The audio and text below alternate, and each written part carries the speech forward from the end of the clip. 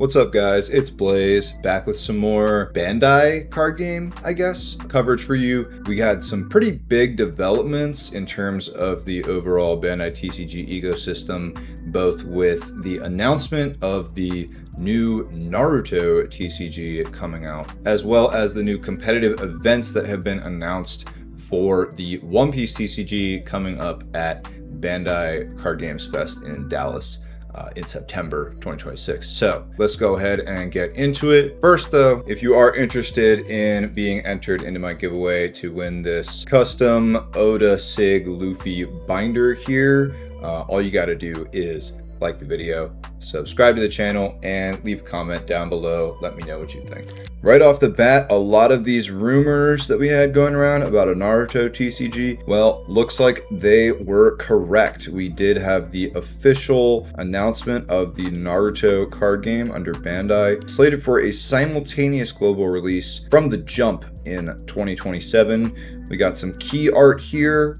Looks pretty cool. The Naruto logo stylization is definitely like a new take on it that's kind of interesting. I'm not sure if I'm in love with it, but I do like this orange and white kind of art direction, and I do think this key art looks pretty nice. We also got a special illustration from Kishimoto here that looks pretty cool, with Naruto and Sasuke kind of both doing their jutsu signs, holding cards here.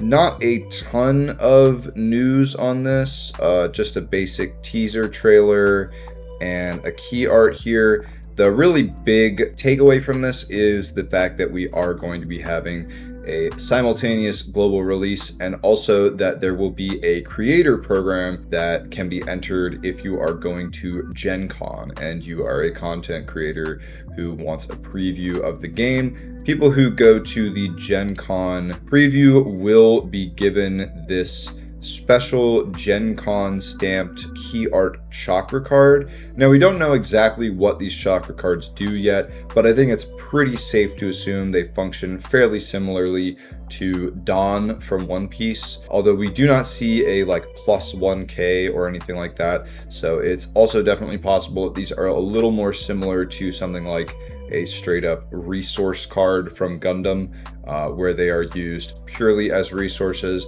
We don't really know much about the mechanics of the game or how similar to these other Bandai games it'll be. I think pretty safe assumption that it's going to follow a lot of the design trends of the other Bandai card games though, namely One Piece and Gundam. Seems like the most similar mechanically probably to how this will end up shaking out, but a lot more details still to come. We don't really know a lot yet. As far as how I feel about this announcement, I'm a little conflicted. I'm not sure that another big Bandai card game is really what we needed right now. I am definitely curious and I'm definitely interested, but I'm not sure I see this kind of reaching the same level as something like One Piece. I suspect this will probably be more around the like Gundam and Union Arena kind of tier, but definitely big for Naruto fans, of which I am one. So definitely interested, definitely something that could be fun to collect. I think there's enough demand for these Bandai games that this one can probably coexist, but they're definitely on thin ice with just how many concurrent TCGs they're running, and I don't think there's really room for much more at this point. I'm not sure what other licenses they have, but I guess it's not too surprising that, considering Naruto is an IP that Bandai, at least on the video game side, has handled a lot of rights for a long time. That being said, the fact that there's already the Naruto Mythos TCG does kind of make it a little weird that there's going to now be two concurrent Naruto card games. But I mean, you can pretty easily make the argument that the Naruto Mythos TCG is not exactly like a real player in this space compared to what a Bandai game's going to be. So I guess on that front, it's not necessarily too surprising. We did also get some pretty big news on the One Piece competitive play side here, with the announcement of the Flame Fruit Coliseum North American tournament going to be happening at Bandai Card Fest in Dallas in September. This is a pretty interesting tournament right here. Everyone's going to be competing for this 1-of-1 English Flame Fruit card here. This is purely a prize card. There's no playability to it or anything like that. But as far as prize cards go, this is quite literally, outside of like Worlds or Nationals winner cards, one of the most unique prize cards that's possible to get. I'm sure this will end up being worth a massive amount of money here. And the way that it's being done is going to be pretty interesting because it's going to be a 5,000 player capacity tournament done in 4 blocks. So the whole first day is going to be Swiss rounds of these blocks A through D here, and then day 2 we're going to have a secondary phase block single elimination here. And then after that, the phase 3 is going to be single elimination tournament for, I guess, the top 4 of block champions is kind of the way they're making it seem here. Yeah, so it'll be top 32 for phase 2, basically a top 128 across the full 5,000 player pool here. Going into, the final single elimination here. So really massive tournament here. Going to be pretty crazy. And you are going to get unique Flame Fruit Coliseum Dawn cards, as well as special prize cards for wins here. So pretty interesting prizing here. Seems really quite good as far as prizing goes. This going up to 6 wins here is kind of interesting. So it seems like phase 1 might only be 6 rounds maximum, which is sort of surprising considering how large the tournament is. You will then get, for each block, unique prizing here, and then Flame Fruit special like trophies for each one. So basically everybody who makes it into phase 3 is going to get one of these, except 4th place. So kind of a rough deal if you end up in 4th place for the champion single block elimination, but I guess you do have your playmat already, so not too bad. These are the Dawn cards that you're gonna get, and then we do have the sleeves here.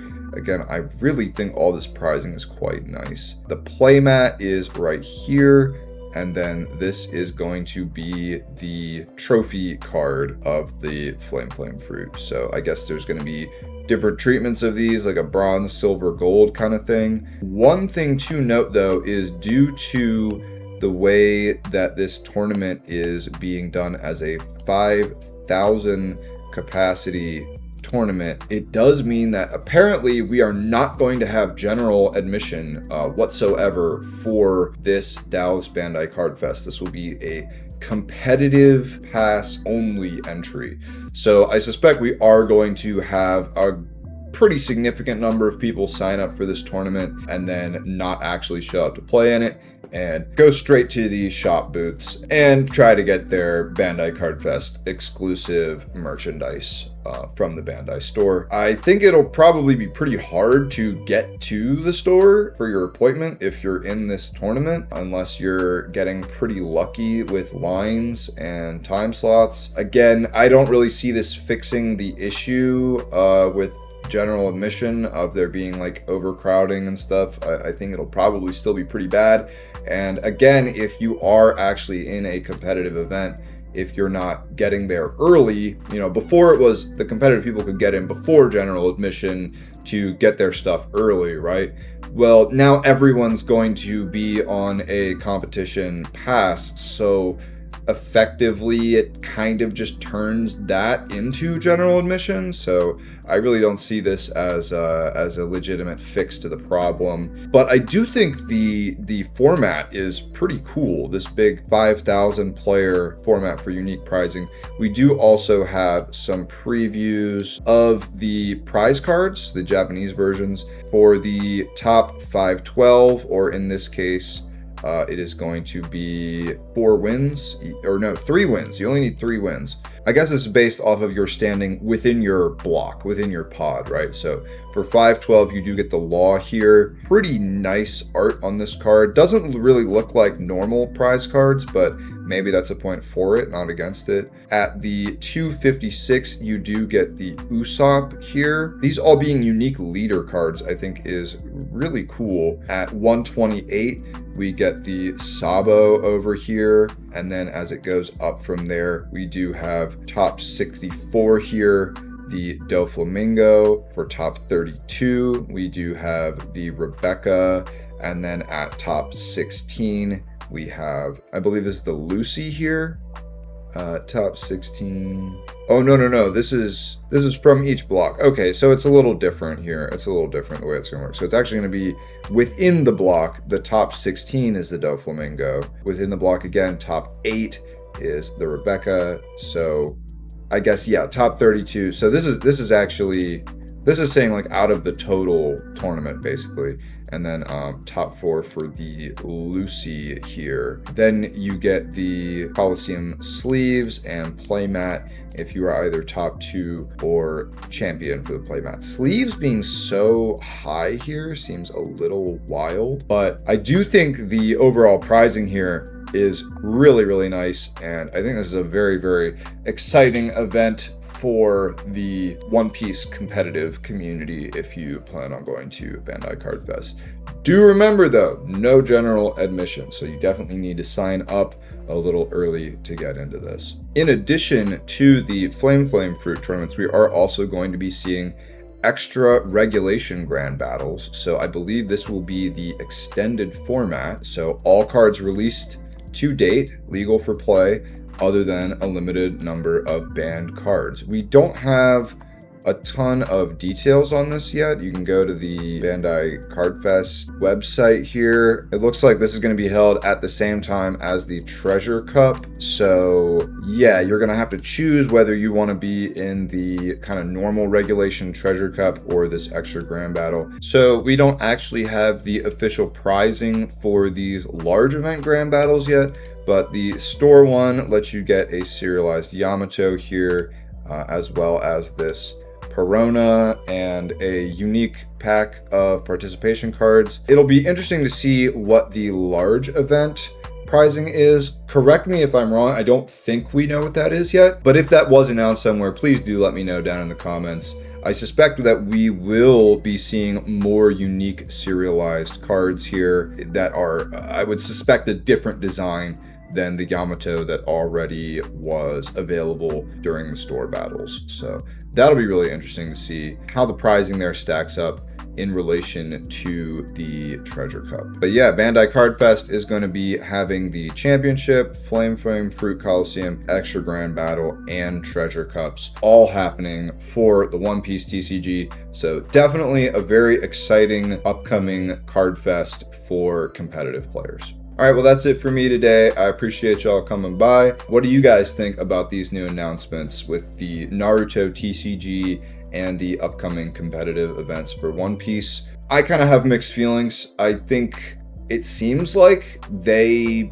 have the market indications that they're going to be able to continue scaling at this rate, but at the same time, it is a little concerning. We don't really know internally what's going on and how they're going to be able to balance and give good attention to all these different card games they have running at the same time. But I mean, they do seem to be fairly successfully keeping, you know, Digimon going, keeping One Piece going, keeping Gundam going.